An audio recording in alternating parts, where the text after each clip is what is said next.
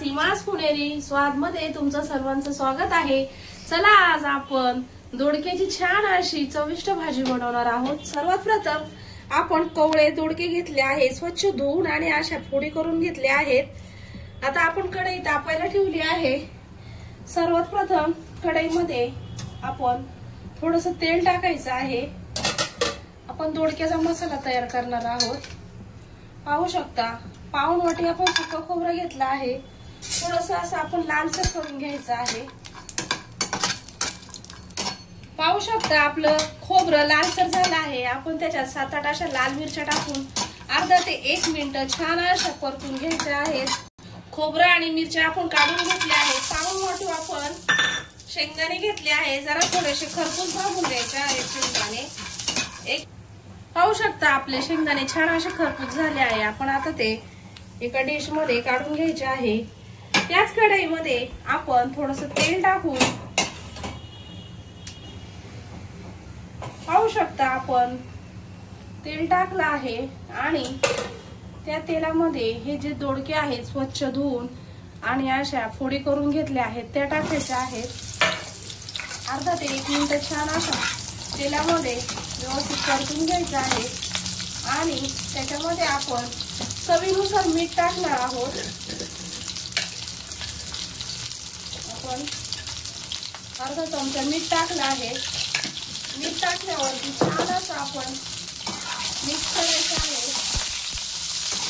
Gas low करून आपण त्याच्यावर असं झाकण ठेवायचं आहे।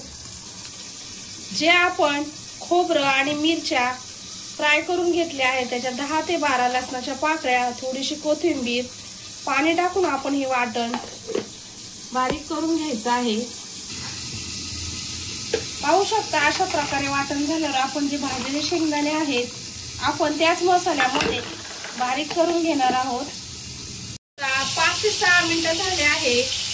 आपला दोडका छान असा शिजला आहे। आता आपण त्याच्यामध्ये दोडक्यामध्ये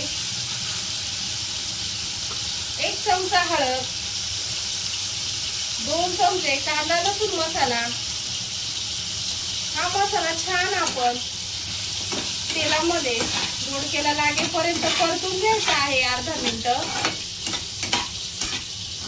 आपण आता जो मसाल्याचं वाटण केलं होतं पाहू शकता ते वाटण त्याच्यामध्ये मिक्स करायचं आहे।